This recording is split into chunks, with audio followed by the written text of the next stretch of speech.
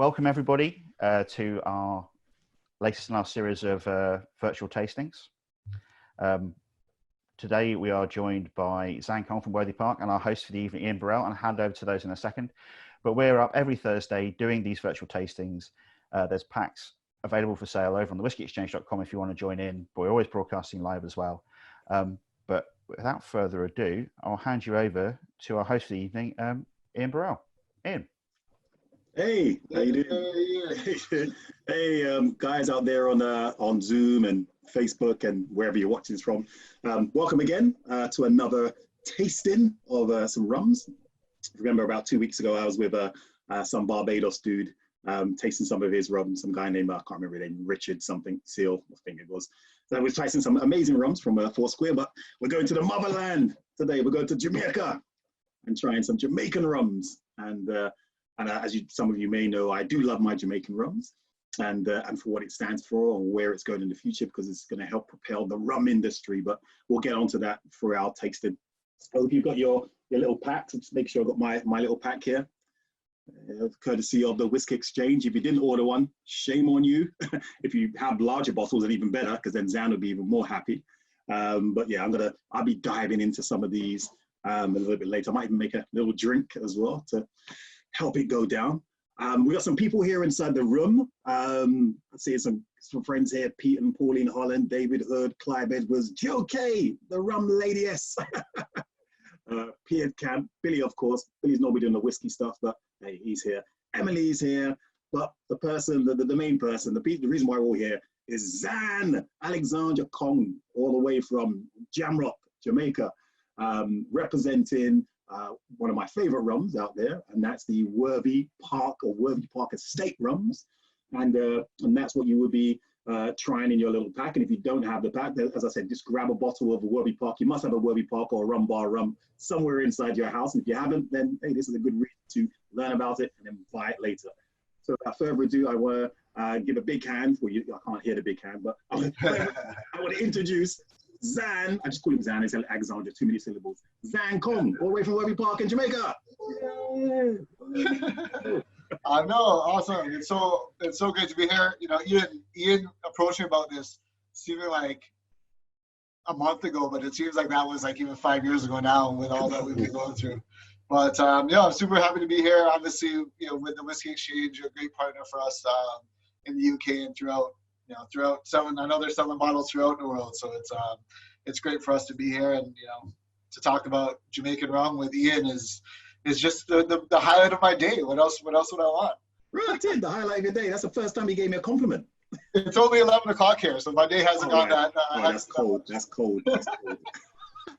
I've had breakfast and crying kids, so it's. What did you have for breakfast? I had bun and cheese. Bun and cheese? Yeah. Just in case some of you out there don't know what bun is. Bun is like a sweet bread made with some raisins and brown sugar and a lot of love.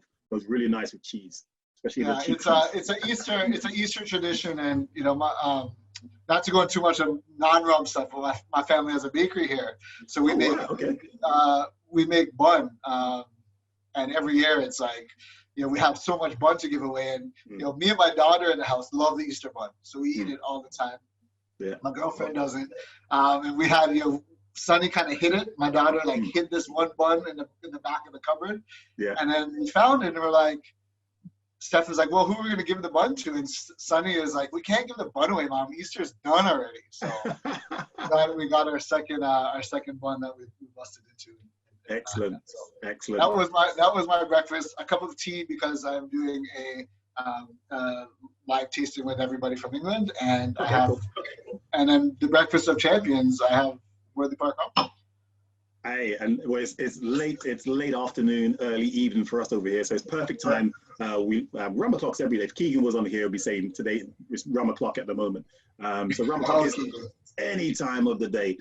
So let's dive into some of these rums and not only taste the rums and taste the expression, but also learn a little about Worthy Park. So yeah, normally when the consumers are out there, they always when they do tasting, they always start off with the white rum. They look at the white rum as the cheapest of the portfolio.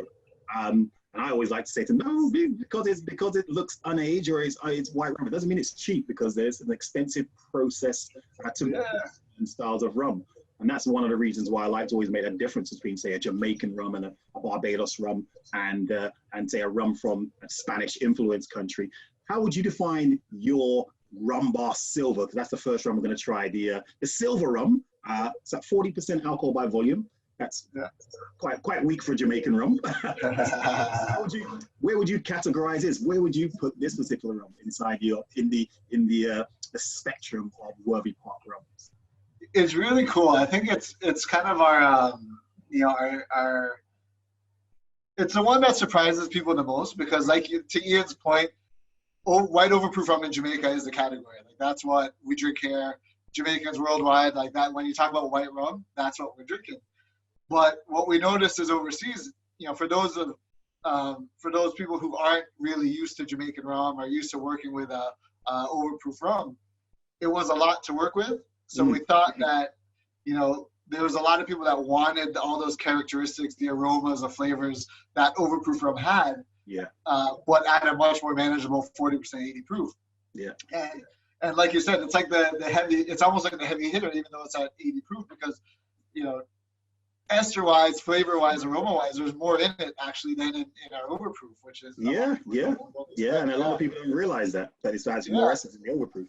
And in that category, there's really no, and I know we're going to get into production and everything later on as well, but there's nothing out there that's 100% Jamaican, 100%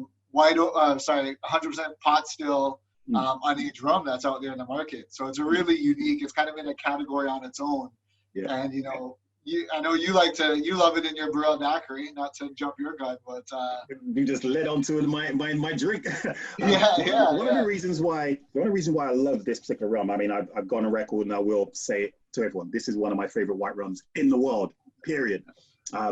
And one of the reasons why is the fact that it does deliver all of those esters that you associate with the stereotypical Jamaican style rum, which gives that point of difference. But when I introduce what I call entry-level Jamaican rums at 63% alcohol by volume to people around the world, they're like, "Oh, what's that?" Oh my God! And they're like, "Oh." So it's nice to have a rum that delivers that same flavor profile that you want from a really good light Jamaican rum, but still only be 40% alcohol. So, and it works for bartenders. It works so well in various different cocktails. I used to have to try to create rums like this in blending sessions when I'm using like 3 parts of a well-known Spanish influenced rum from Puerto Rico, and then 1 part of a well-known Jamaican rum from Jamaica, 63% alcohol, by mixing those together to deliver some of those aromas, but still not add as much heat to the drink. But I don't have to do it anymore because Rum Bar Silver does that. It's absolutely amazing. And it's been really cool, we're obviously, our name has grown within like the rum community, the tiki community as well. But, the Rum Bar Silver has been like that crossover. That's been opened up a lot more doors for us in terms of even cocktail bars that are just not used to working with overproof, but still want that rum forward cocktail on the menu. So it's been great. Yeah, I had to make myself a Burrell daiquiri because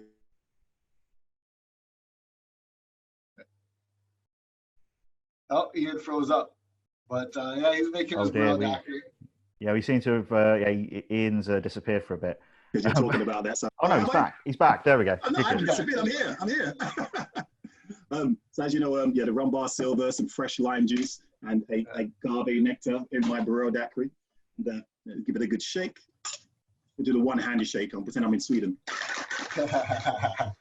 Hey, that reminds me of when we were at the Jamaican Rum Fest and we were you're batching all those daiquiris in the dark behind the seminar room.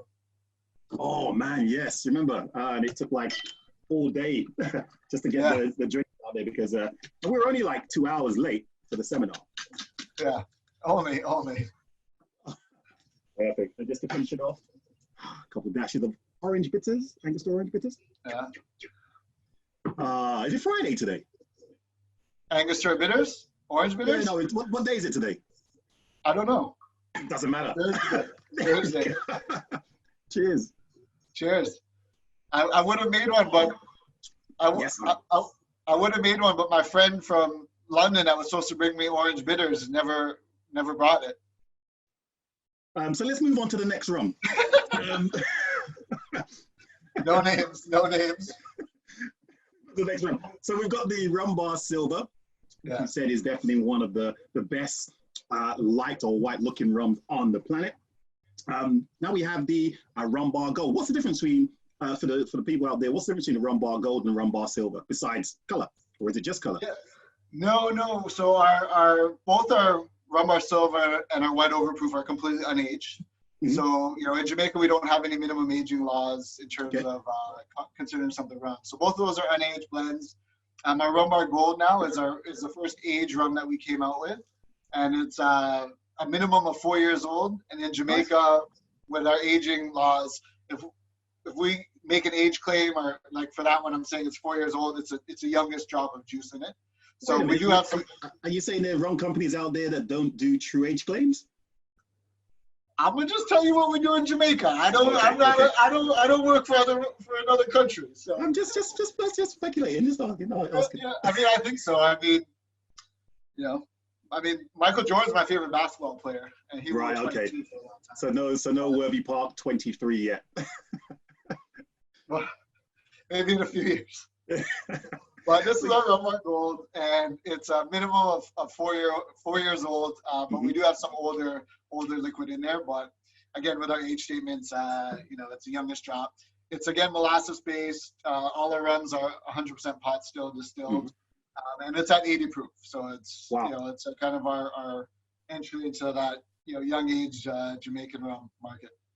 That's like, and again, it delivers, because I do hear sometimes a lot of people, because the rum connoisseurs now starting to gravitate towards high proof, high strength, or even cask strength rums. Yeah. But it's really refreshing when you get a really flavorsome rum, still at only 40% or 80 proof in case there's any Americans out there, but still at 40% alcohol by volume, but still delivers that Jamaican funk that you want.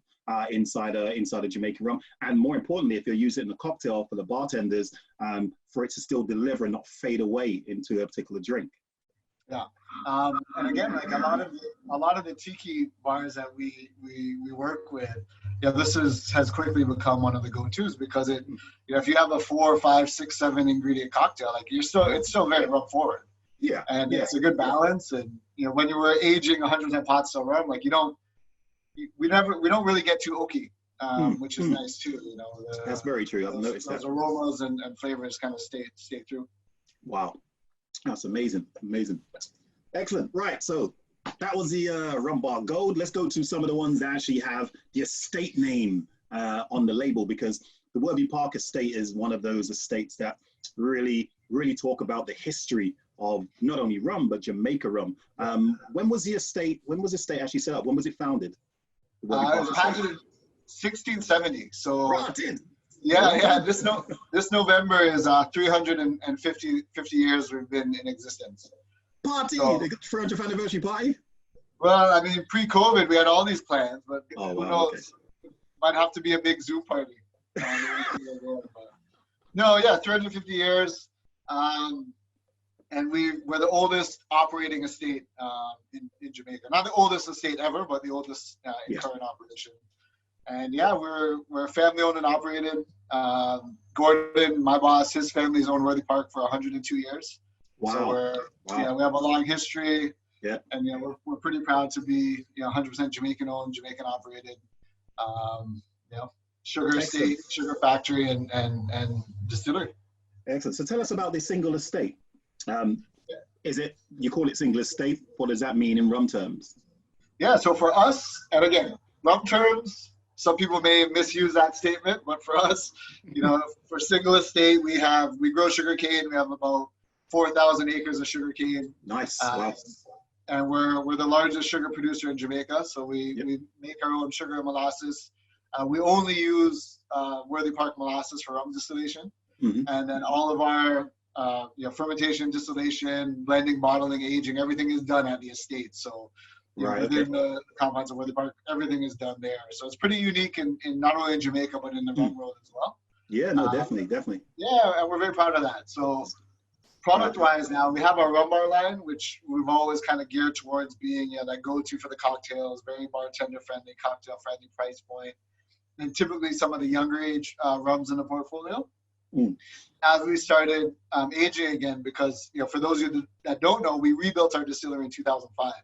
Right. So Okay. we're the oldest estate in operation with the newest distillery, which is a cool contrast. Okay. But we always knew we wanted that Worthy Park brand, that Worthy Park line of rums to tap into the history and the heritage that we have.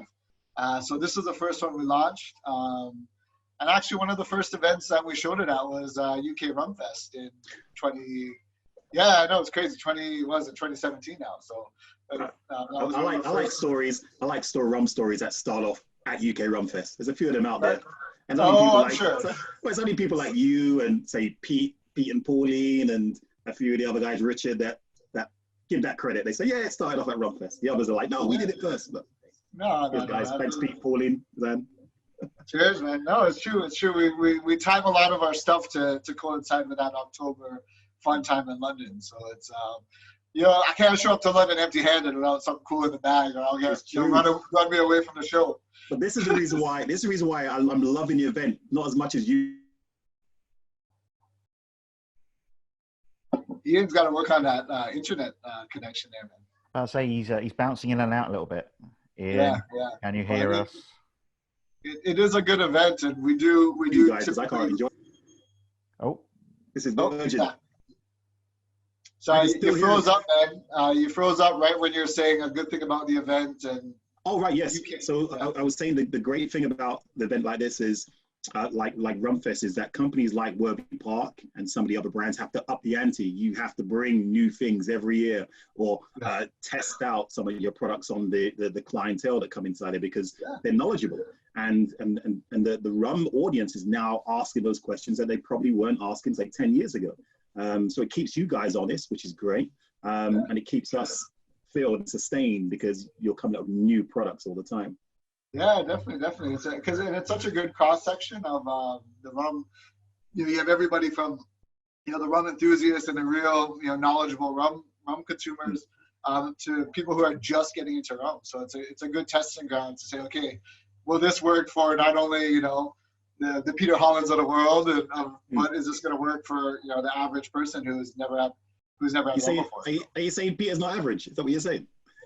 He's above average, man. Oh, he's above average. Okay, that makes above sense. Average. Yeah. Excellent. So I loved it when I first saw the single estate, because again, using the word estate really shows that grass to glass concept where everything is coming from that one estate. But also, it was another rum within the portfolio that I could sip and savor. Because as you know, I sip all types of rums. I don't believe there's such thing as one particular style of rum that's like sipping rum, because you can sip anything. But yeah, this goes down so well. Just neat, or a couple cubes of ice, or even with your favorite premium mixer. A great example of a true Jamaican rum. And I think that what Ian just said too was our goal with it. Like, we wanted a real true reflection of just a aged Jamaican pot still rum. Yeah. And the rum in there, we didn't put an age statement on it because we went for a specific profile. Makes sense. So yes. That blend is between 6 and 10 years old. Right. Okay. But this year we may get that same profile with 5 and 12-year-old rum, or maybe 8 and 9-year-old rum. So we want that profile to be consistent, which doesn't always mean the age of the rum is going to be the same. And that's a great point. This is what I try to explain to people about some companies, especially rum companies, that don't use age claims. They're making a rum to a profile as opposed to an age claim, because it's about maturity. You may have a rum that's been sitting in the cask for like 4 years, and it's got that maturity of a rum that may be 6 years old previously, but it still gives a type of profile that you want in your particular blend. So you may have to use younger, but that great for blending, great for consistency as well. And that one's at 45% or 90 proof. We wanted, again, just turn it up a little bit. I mean, I think our rums shine at a little bit higher ABV than the standard 40. Excellent. So that's kind of the decision on that one as well. So as well as making rum for yourselves, you guys also sell to potential rum buyers, brokers, other blenders. Is this something you did from day one back in 2005, or is it something you built up over the course of the years? I would say that since we started making rum first in 1741, we've always sold rum. Yeah, traditionally. Like, it was a commodity just like sugar. So we were making rum and sugar. We were selling it to traders or blenders or brokers, and they would then on-sell it. So we never had brands, in the history of Worthy Park. And then 2005, when we built the distillery, again, we didn't have a brand, and we were just making rum, putting it down, and we started selling a little bit to, obviously, Ian Share in Holland, who's one of our biggest partner. I'm out there for bulk rum. So most distilleries out there, it is a huge part of our cash flow and revenue, and it's kind of like that. I don't want to say it's a secret, but it's that it's a thing that not everybody really talks about, but it's a huge. We wouldn't survive without it. Getting to where we are now, but now we're shifting to having more of our own releases and our own branded official products out there. But yeah, the bulk rum market's still huge.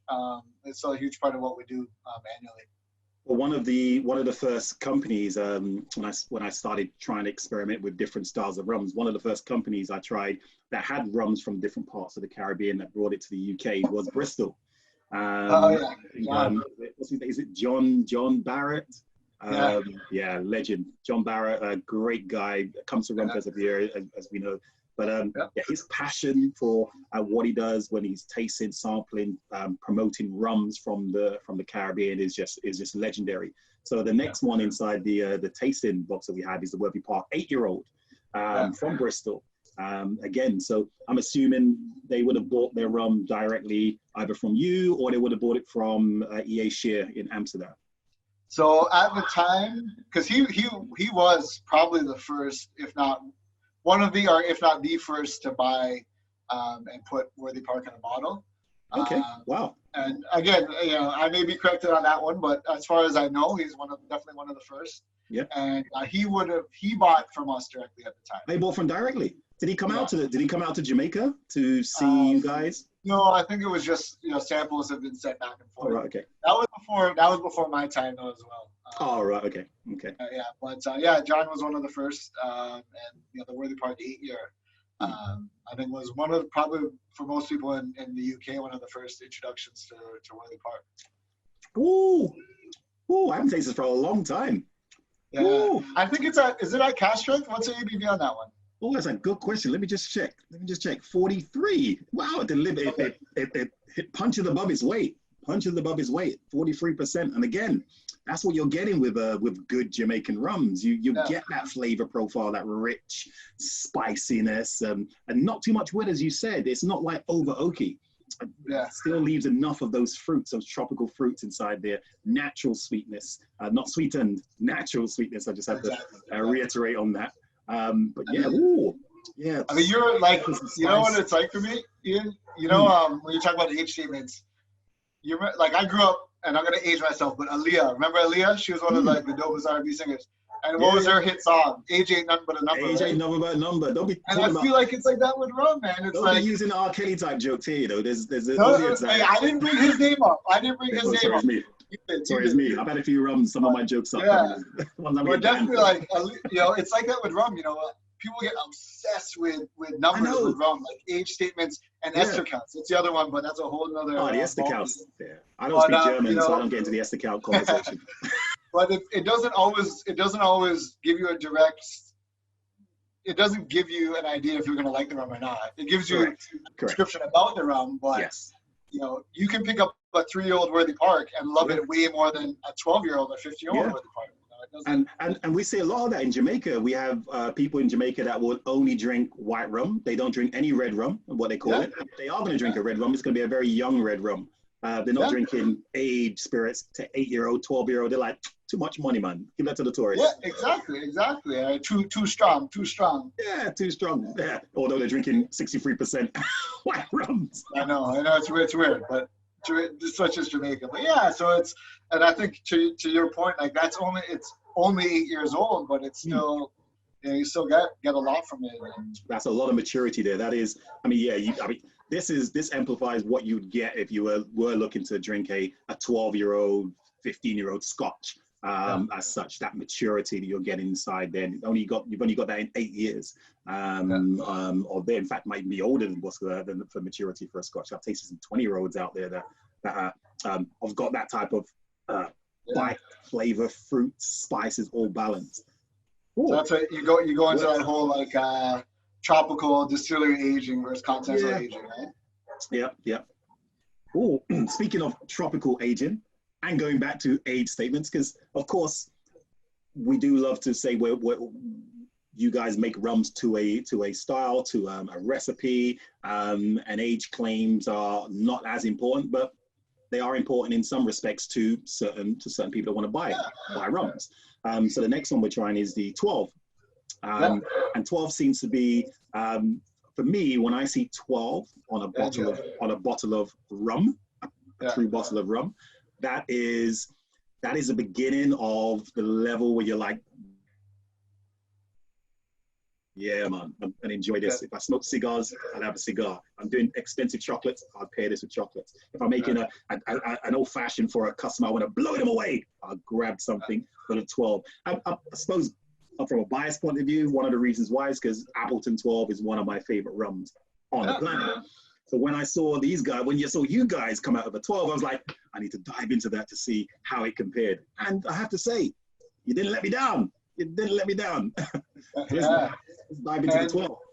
And by the way, you had the best dramatic pause there when you froze for a split second, because it was like, did I love, and then it just like froze, and then it was like a jump. That was on purpose. Well played. I'm bringing bloody Virgin Internet. They're useless. Switching to BT after this. But yeah, this one is super exciting, and I just gave you a whole spiel on why age is not important, but it is. No, you didn't say it's not important. You said not as important. Not as important. But this one is really cool because it was the first time we ever did a vintage release. Yeah. So not only did we say it was a 12-year, but it was a 2006 only distillate. So we just bottled distillate from that year, and we bottled it at cask strength. So it was the first time direct from the distillery from Worthy Park. You're having a pot still, cask strength, no non-chill filter, no dilution at all, no caramel for color consistency. And it's really cool. It's really special. And we're pretty proud to get it out there.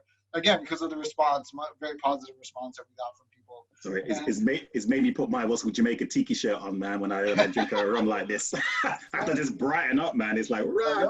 And it's like, it's almost chewy. It's like, you're just like, it is almost chewy. And you're getting those fruity notes. So those tropical. When we say tropical fruity notes, we always get things like the pineapples as well. Some people say, hints of coconut as such. But I get like ginger and nutmeg and a bit of allspice as well when I taste a rum like this. Yeah, that ginger note on the end is pretty signature Worthy Park, along with that kind of the peppery note at the end. Yeah. But nice it's a lot. It's at 56%. So we would have put that in the barrel at the time at 65. So we lost in the course of 12 years, just in ABV, we lost about 9%. 9%, wow. That's just an ABV. And then an ABV, 4% volume a year, 4 to 6%. So. Okay, so you do that 4 to 6, because in Scotland they're losing about 2% a year of their whiskey. So it's aging about 3 times or maturing 3 times faster than say if it was the same product in Scotland. As such, which is an important factor to remember when we're looking at a 12-year-old, because it has a maturity of like a 30-year-old Scotch. I'm not saying it's as good as a 30-year-old Scotch, because I know Billy's there listening, and I don't want to virtually slap me. Well, I'm sure just like rum, there's a lot of 30-year-old Scotch out there. Probably some really good, some probably. No, they're all there. Yeah, and you know the really funny thing about some of these really good Scotches out there, they smell and taste like really good rums. Yeah. Very important to remember that. Very important to remember that. Wow. Yeah, but this is cool. But and to Ian's point about drinking rum in Jamaica, this one when I went to the distillery and kind of pitched it to everybody, hey, this is what we're gonna do. We're gonna bottle, 2006, just 2006 distillate. I was like, oh, cool. And I was like, but we're gonna bottle it at cask strength. And everybody kind of looked at me like I was crazy. And they're like, have you put your face in the fermenter again? Like, what's wrong with you? But yeah, it's just because in Jamaica, that's just not how we drink rum. Yeah, and that's a surprising thing when I explain to people in Jamaica, we don't drink cask strength rums. We don't drink. The strongest rums we drink are white rums, overproof rums, because that's natural. That's in the DNA. That's in the blood. But we don't do 100% pot still rums. We don't do cask strengths. We don't do the big age statements as such. So this is still fairly new to Jamaicans, which is great. Yep. And I love seeing Jamaicans get introduced to rums like Worthy Park, because they're like, we've missed out. What's going on? How can you come to me and introduce me to a Jamaican rum as a Jamaican? So it's nice when Worthy Park comes back to them. It's like speaking of it's like this one here. Oh yeah. Hey Ian, before we move on, I've got a quick question from Facebook. Someone set you up, I'm afraid, Sam. So Maggie Campbell from Privateer has told people to ask you a question. Maggie, tell her to join in on Zoom. Unfortunately, this is from a Instagram Ask Me Anything the other day. Meredith on the Facebook has been asked to ask you about Worthy Park gunpowder, if that means anything to you. Oh, ask me or because ask Sam. Well, I mean, I'll let you to my gunpowder story. So I was at the distillery in February. And so I'm sitting down at the distillery and gone around. Zan's gave me an amazing tour, showed me the sugar refinery, he showed me the workers there and had a laugh, met the owner. Then we went back to the house, had some rums. And he said, Ian, come and try something. Come and try this. I was like, yeah, I love new rums. And then he said, gunpowder rum. I'm like, gunpowder rum? I only think of pussers when I think of gunpowder rum. Yeah.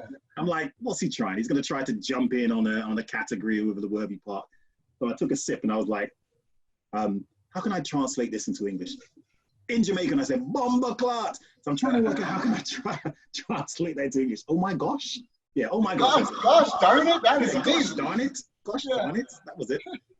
Absolutely amazing. Absolutely amazing. But Zan can tell you a little bit more about this new gunpowder rum that's coming out. Yeah, so we haven't landed. That's kind of the working name. We haven't finalized label and whatnot on it yet, but we are planning to launch it. I know, Ian and I, not to jump the gun on it, but if I can get out there in October with you, hopefully we can do something cool. Yeah, man, we're gonna do that. Yeah, the first thing he was like, I think you're like, oh, Ross, that's amazing. And, you're like. I went to the cleaner version. That's why I said bomba. Is bomba the cleaner version? But anyways, so that one, when we were looking at, again, just like the rum bar silver, we kind of, when we were launching new products, we're obviously looking not just are we making a good rum, but where is it going to fit on the market? Correct. So we kind of found that little niche for the rum bar silver, and with this one, whether we call it dark overproof or gunpowder proof or whatnot, we knew that there's so many recipes out there, especially when you're looking at the old tiki recipes, Jerry Bartender Book to Trader Vic and all the original guys. There was always that call for like that dark Jamaican rum. Yeah. And obviously back then, everything was pot still. So hell, we're a pot still only producer. Check that box.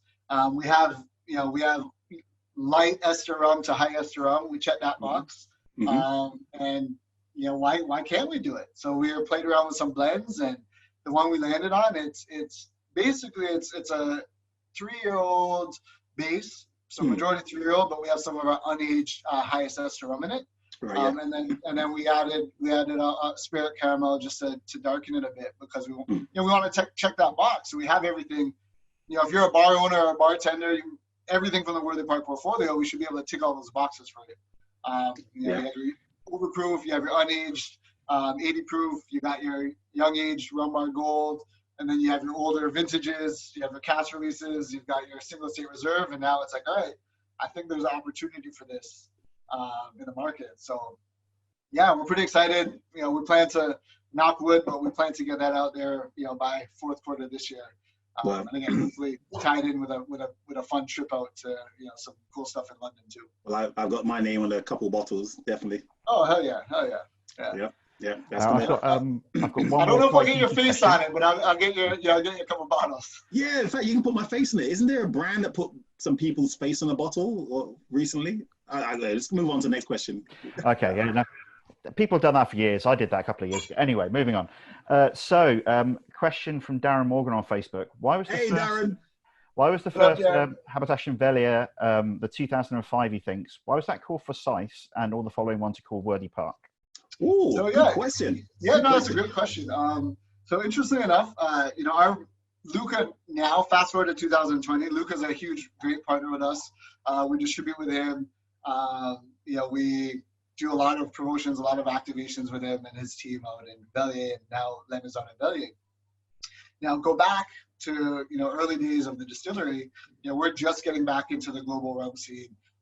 In comes this crazy Italian guy coming to Very crazy. And truthfully, Worthy Park is our brand. It's our estate, it's our history, it's our heritage, but it's also our trademark.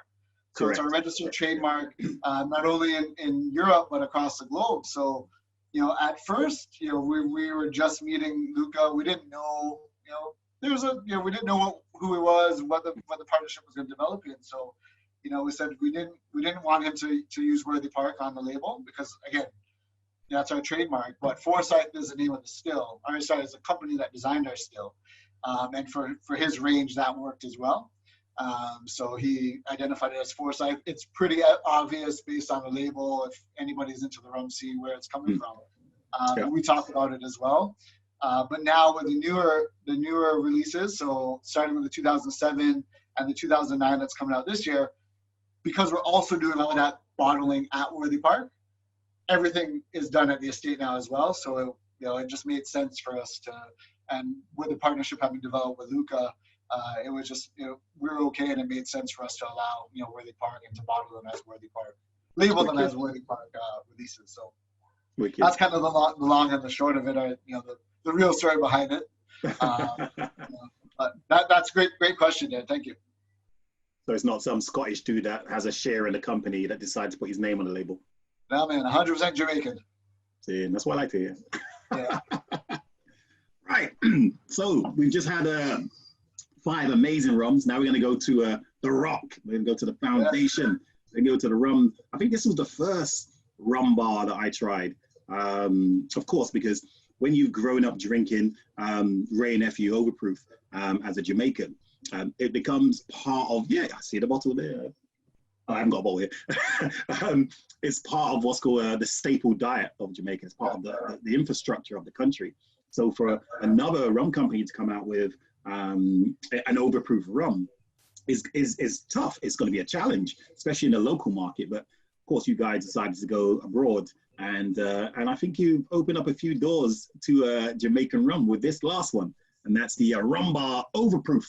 So I think we have enough time. I'm going to go into a little bit of the backstory on it. So we started making rum in 2005. We didn't have a brand. We were selling rum in bulk to various brokers, obviously Barrett and whatnot. But we always knew that the white overproof market in Jamaica, you're looking at 500 to 600,000 9-liter cases just in Jamaica a year. Just in Jamaica. So it's a huge market, and we're like, it is the easiest market for us to get into of rum, and we're approaching it a little differently. So it's 100% pot still, and when we first launched it, it was 65%. So it was a little, it was more. I didn't know that. Because I know the Edwin Charlie used to be 65%. Remember the Sangsters? Oh yeah, the Sangsters Overproof. That was 65. Yeah. Conquering Lion.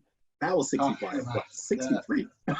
So we launched it first at 65, and there's actually some bottles still floating around. So some of the first bottles that made it to Europe, you'll find 65% kicking around there. In Jamaica?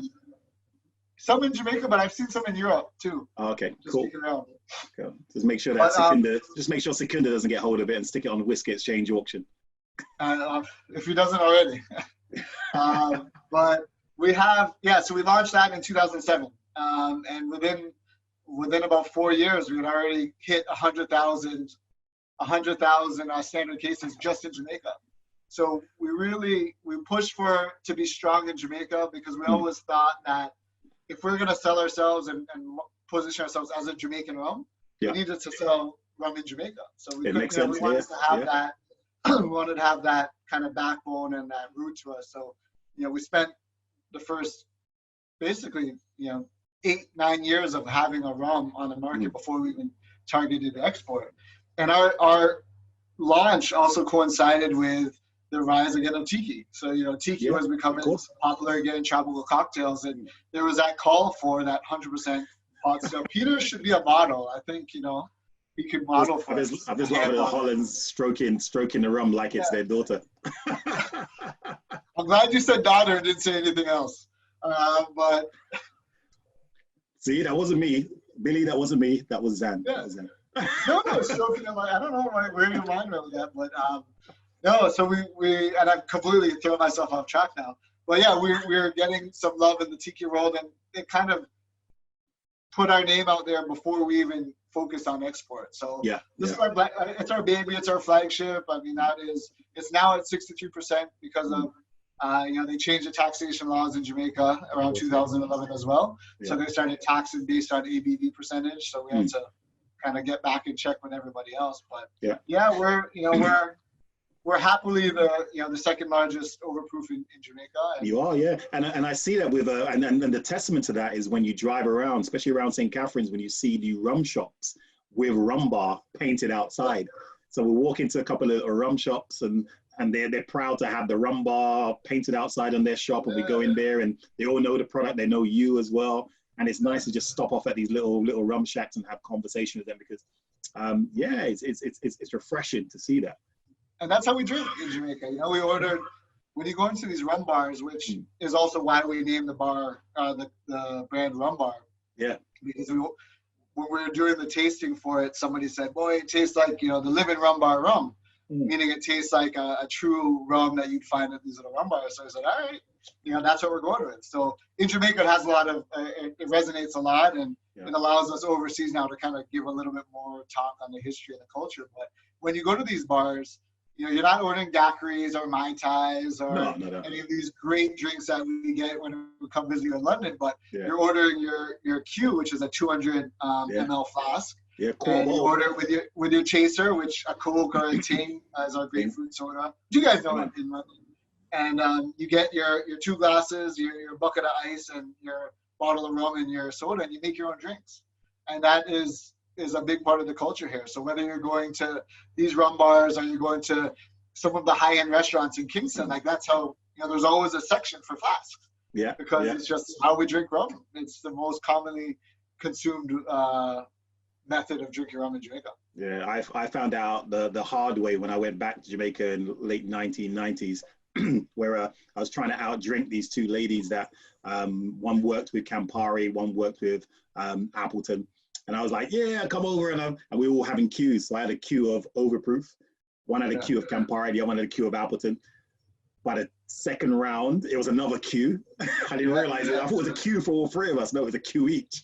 I had half a bottle of Overproof. And they leaned me up against the gate when they sent me back home. I was leaning up against the gate and just left me there. I think the gate opened and I fell in. But welcome home. That was when I realized how to drink rum. That's how you drink rum in Jamaica. Q. You don't ask for a shot, you might get something else. You ask for a Q at quarter bottle.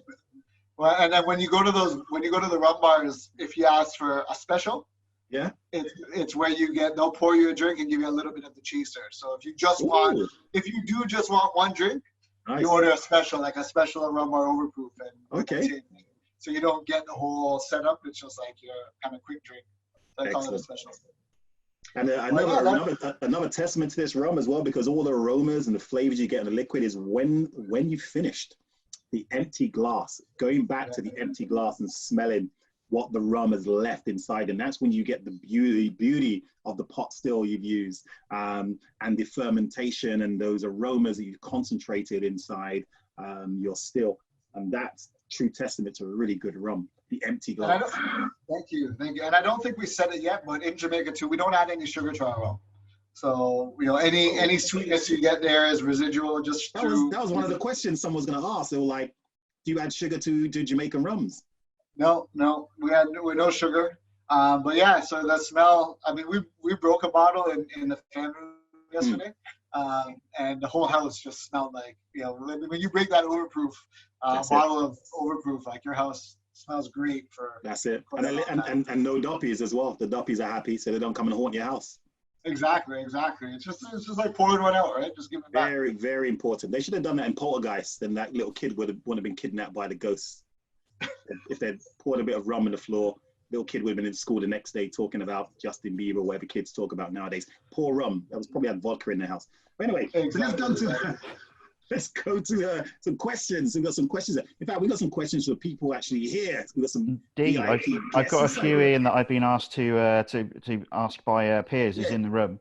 His first one is, how do you guys like drinking rum straight? Do you like it with ice? Do you like it from the freezer? Do you like it straight up on its own with nothing in it? How do you drink rum if you're not mixing it?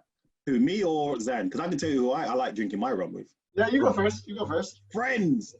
That's the best way to drink rum. Friends. Remember, you heard it from me. Friends. Zan? To specifically address his question the way he asked it, it depends. If it's been with this whole quarantine thing and being home all day, there's definitely been a lot of afternoon just shots of overproof dealing with this. But normally it's just with ice. I don't drink too much as it comes to like Cokes or chasers or whatnot. So for me, it's just over ice with a splash of water, and that's how I drink my rum. And that's from whether it's overproof or 2006. That's kind of my go-to. If I want to make a cocktail, it's a daiquiri. Cool. Clive's got a question, has he? Okay, Clive's got a question. Oh, yeah. So do you want to go for it, Ian? I thought Clive was going to say, okay. Clive saying what's new that we can look forward to coming out this year from Worthy Park? Well, we kind of let one out of the bag with our overproof, gunpowder proof, which gunpowder proof, yeah. We be doing any like more cast finish, like this was a sherry cast, Worthy Park sherry cast? Yeah, so the first set of cask releases that we did was with our partners out in Denmark. Mm-hmm. So we aged first in ex-bourbon in Jamaica, and then we shipped it to them, and they aged secondary in the casks. Okay. But because of the success of that, we actually brought in to Jamaica the first year Port and Madeira, last year Cognac and Calvados. Nice. And we put everything, we split them up. We put everything from fresh rum in there to some of our oldest stocks, to even some of our single estate reserve blends. So we do have, again, knock wood, a plan to release a couple of those this year, but we haven't finalized that as yet. And then we do want to have another release in that single estate family with an age statement. So it could be an 8-year, could be a 10-year. But we have a lot of options on the board. We're just trying to decide what the plan is. Again, the whole COVID thing kind of threw us off track. When are we going to do a Burrell Worthy Park where I can come select a cast and we do like a Burrell selection? Dude, you know where we are. You went all the way to Mauritius to find rum before you came to Jamaica. So don't even get me started on that one. But hey, we got lots of expressions on the same brand. We have to do a Jamaican blend, so BA flies 3 times a week to Kingston, right? I know you take late like taxi. So, but yeah, so there is. Hey, it's something to talk about. I'd love to do a blend with you, Mr. Burrell. Come on, that sounds good. You heard it first, guys. Can't go back on it, and Gordon's gonna have to agree with it because you work with Shit, and this is recorded too, right? That's right, it's recorded. Yeah. We got a question from Joe K. About time he's asked a question. He said, I know. Eating your dinner, drinking rum. Joe's like, oh, ace lineup. Oh, thank you. Any brand collaborations coming up? Oh, we just touched on that, but any other brand collaborations coming up? There's some that we're talking about, but nothing to officially state yet. We have put it this way, we have a lot of friends who are producers in other Caribbean countries who we'd be happy to collab with. But Joe, might I say, Joe and Clive too, have been our social media proxies for the week. They've been posted enough for us on. So we appreciate it. So thank you. Excellent. Pete, you must have a question. Pete or Pauline must have a question about Worthy Park. Any observations? Oh, we were unmuted by the host. You've been unmuted by Billy. Billy wants to hear what you said. Why me? You might have to hear. Dude, I'm gonna mute myself again before I make a fool of myself. No, man.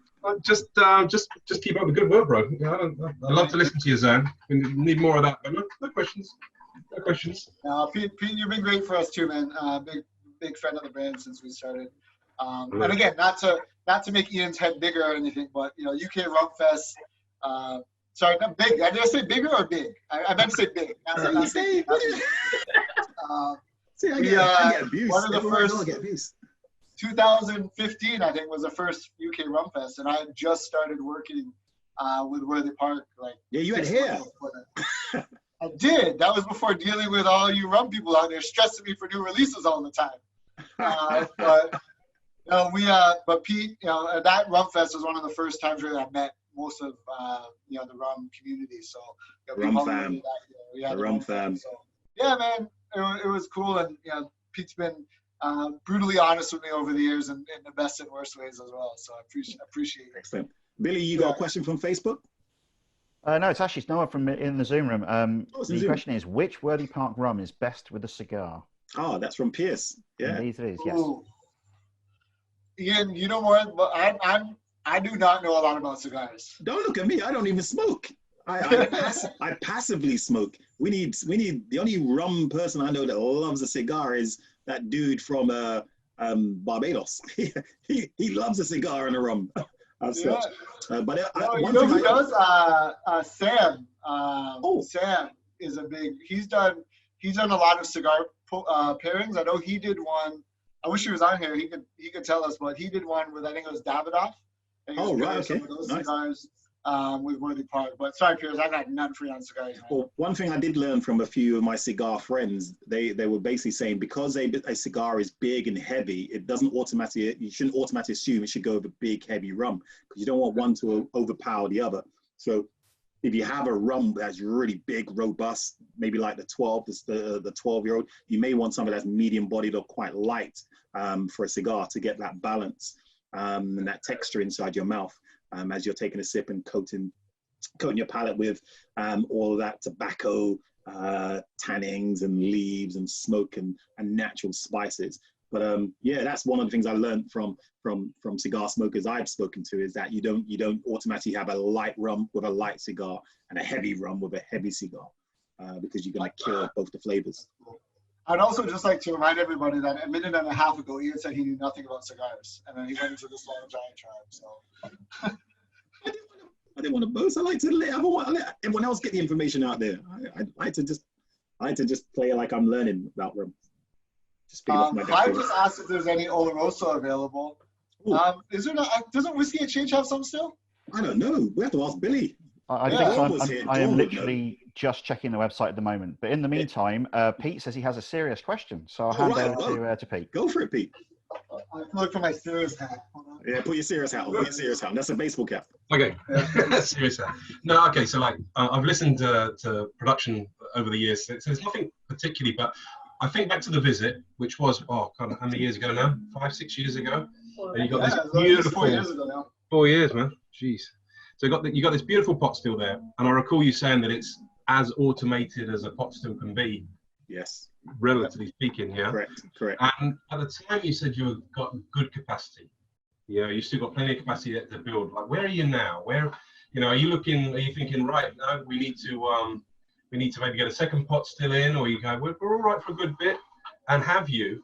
And I know the answer is going to be no, or I hope the answer will be no. But are you thinking about maybe a single column or something like that to increase the diversity of what you can produce? You already produced like an amazing selection of marks. Yeah. What else? Yeah, where's the future going to be? So I tell you that do you remember above our, so on the double retort pot still you have your charge pot, then we have a low wine and a high wine retort, and above our high wine retort we had installed, Forsyth had retrofitted a rectifier on there for us. That didn't work because we were trying to get a lighter mark, and that was, I think it was like a 20,000 quid decoration that we had done. It looked nice. We actually got that. We did some adjustments to the arm on it, and we've got that working. So we're actually now able to do some even lighter styles. So we did look at putting possibility of adding a column, but we've got that going now. So I don't think we're going to put another column. We're not going to put a column in. We have no plans for that. We still have some capacity on our pot. Our goal, I would love, within the next couple of years, we're at least at a point where we're able to, at least in discussion, for putting another pot still in. Mark-wise, thank you, Pete. We do have quite a range of marks, and we classify our marks by ester level. But we actually, this year in January, did a little bit of cane juice fermentation. So we fermented some and distilled some rum, which is from cane juice that was obviously crushed on site. And we started playing with some of that now. Pete's making notes.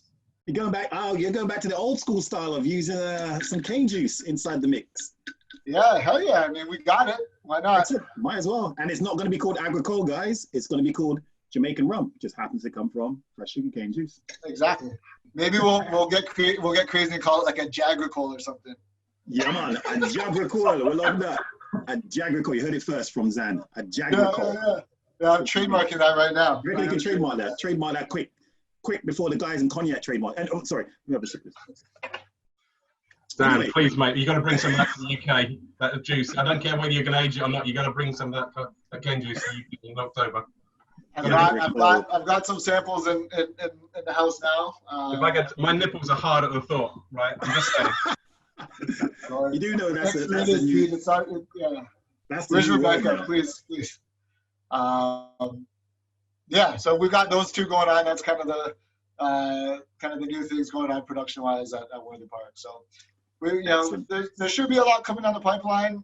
We've been there for 350 years. We're not in a rush, so to speak. We're still we're taking our time. We're trying to do it the right way. And again, it's never as fast as we want it to be, but we're just trying to build a brand with longevity and something that will be around for a while, not just a flash in the pan. So.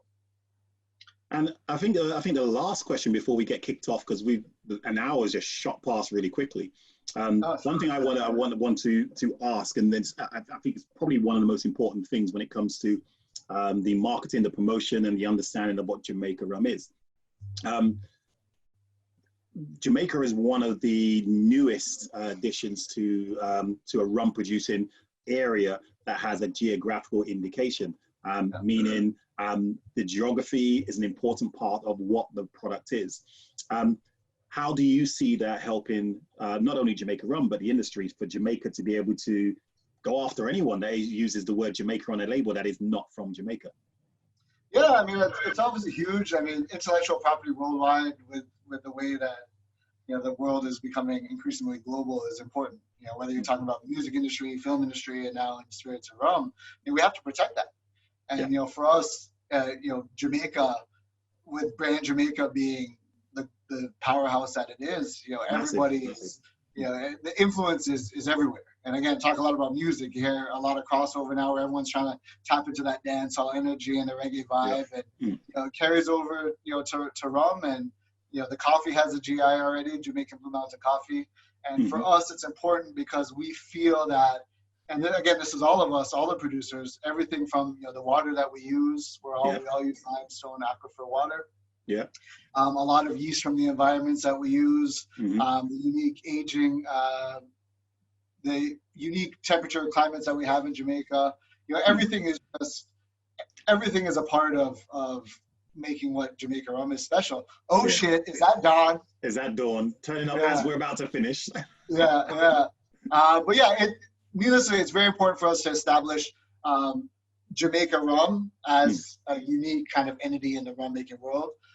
It would be my dream when I walk into a lot of these bars, you see, the whiskey list is subcategorized into, dozens of subcategories. Correct. Agave now is the same way. But yet you'll still see 175 rums listed under rum. White, gold, and dark, Now, even if we get that, usually it's just one rum category. And, for us, that's one of the reasons why. That's one of the reasons why when I was fortunately asked to help set up Usain Bolt's restaurant and bar in London, the first thing I said is I want to create a rum list, but I want 100 Jamaica rums on the list. And they were like, 100. First of all, they were like, 100 Jamaican rums? There isn't 100 Jamaica rums. And then they were like, well, why would you put Jamaica rums as its own category? I'm like, well, why would you put Scotch as its own category of whiskey? Why not put Scotch in the same category as bourbon, as Irish whiskey, as Japanese whiskey, as Indian whiskey? Jamaica rum is Jamaica rum, and now you guys have Jamaica has the might now, the authority to actually go after companies that will abuse the name Jamaica on their label. So happy to that. Yeah. I mean, and we're still ironing out some proverbial kinks with it, but the next step would be registering it, making sure it's registered in the major markets. In major markets, and then getting a nice big law firm to sue everyone that uses the word Jamaica illegally on their bottle. But that's another story. But it's baby steps, right? And again, like talking about categorization, you know, big shout out to Don and the Whiskey Exchange team, because they did a whole recategorization last year, which is a huge step for rum. And obviously, for us, it's important. The more retailers that take that step is huge for us too. And since Don is here, I'm so sorry I'm late. I have literally though been converting a corporate company to rum. I've been like spreading the love. Doing the Lord's work. Hey. And I had to come on and say hey to my favorite person in the planet. Dan, I love you. I hope you guys have had a great time. I'm so sorry I haven't been here to join you, but I will watch it back. And I hope you guys have had a great time. Yeah, no, we did. And I don't even think we mentioned that we won Spirit of the Year with you guys last year. Ian was meant to mention that. I was waiting for you to come on, Dawn. We were waiting for you, Don. We wanted you to hear it. I was waiting for you to come on. And Billy didn't remind me either. Billy. Billy hasn't been able to get a word in since we started. I gave Ian one instruction. One. All these are finished. Look, all these are finished. What can I say? They're all finished. Ian, that's it. Fact. That's my last one anyway. No, so we're really, really pleased this year to vote Worthy Park. So what we do every year is we nominate a Spirit of the Year, a Malt of the Year, and a Champagne of the Year. And in my mind, what's Malt get its own category? I'm getting rid of the other two. No, I like wine. No, I'm joking. But we really felt, I think the quality of Worthy Park right now is just insane. I am that 2006. Hello, my friend. Bring it on. That's it. And just like all the sports leagues are canceled this year, so teams are essentially champions for 2 years in a row. I feel like you should just not even do the contest this year and just roll Worthy Park over to 2021. I think so. I think it's a great idea. I love it. I think you should get the 2006 all-time award for a rum produced in 2006. Ross, boy, you're gonna piss off your friend in Barbados. Oh, I love pissing off Richard. It's like my operandi. Hey, Ian, Joe had one last question though. I don't know if you want to. Yes. Yo. What's the question? What's the last question? I thought she was going to say it.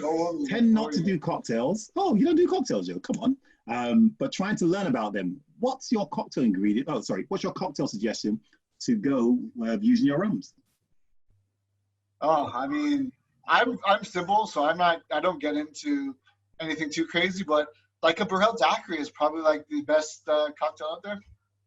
Now, daiquiris are dope. With some of the older age rums, I like old fashions with them just because it's easy and simple for me. I'm like 3 ingredients.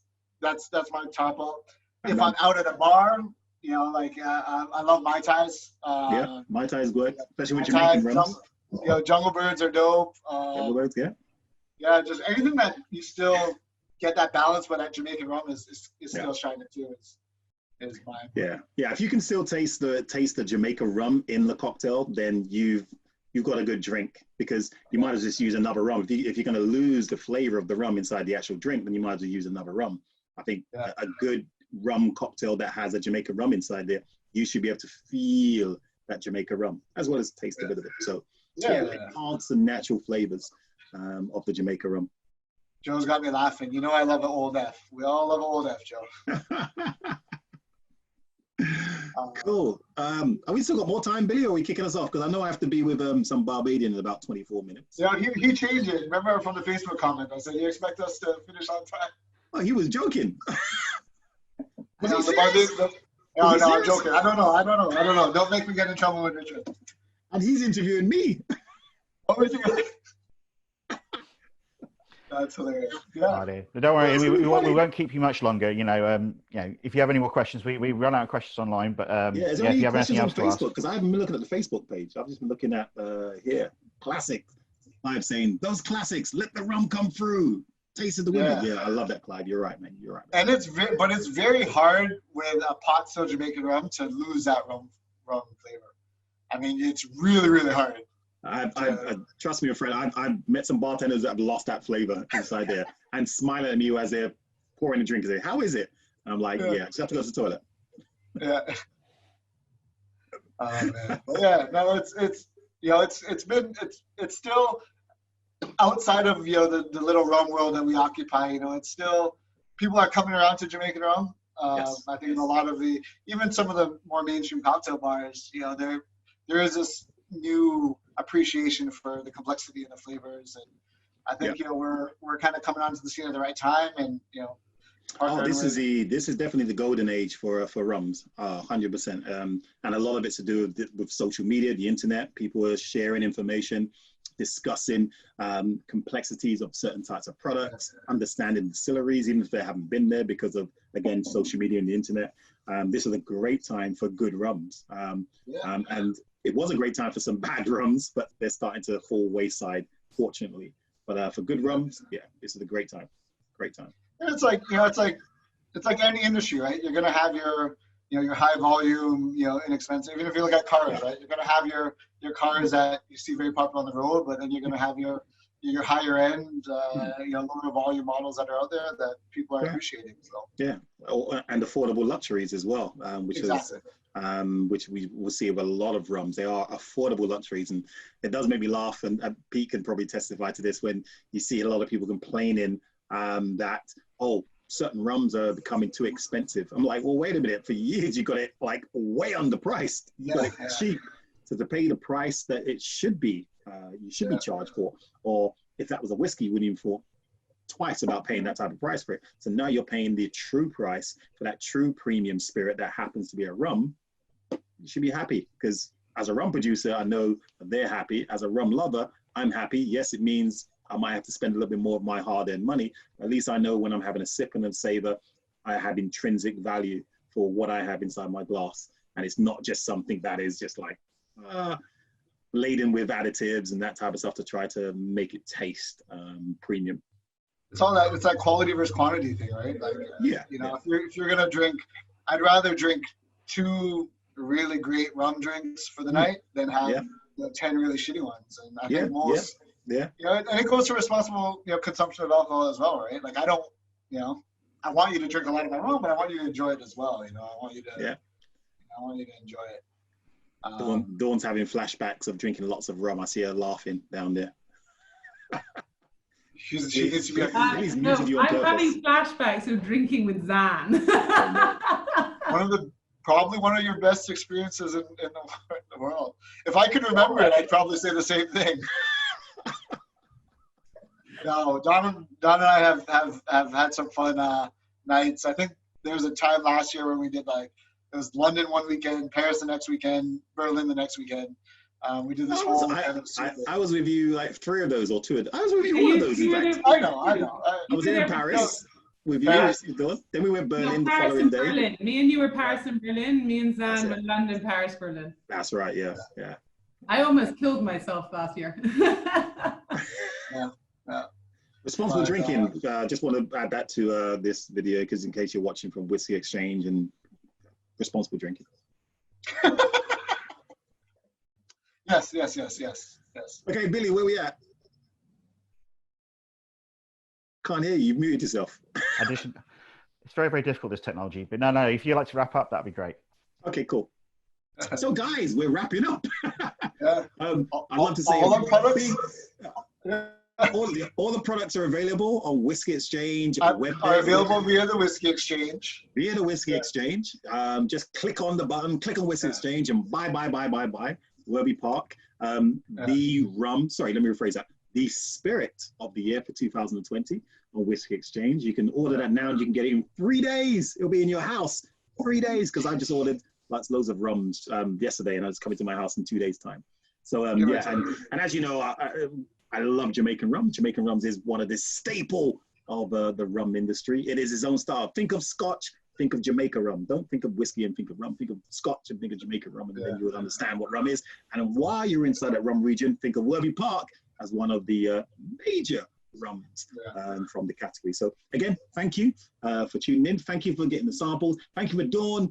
Thank you for Whiskey Exchange. Thank you, Billy, to running this. We'll be back on the whiskey thing. Thanks for Emily Webster for keeping quiet. Thanks for Zan for being here. Thanks for Joe K, Piers Camp, Avi. You were very quiet today. Clyde, these are all the people that are in the room that you guys couldn't see, and David Hood as well, and the Hollands.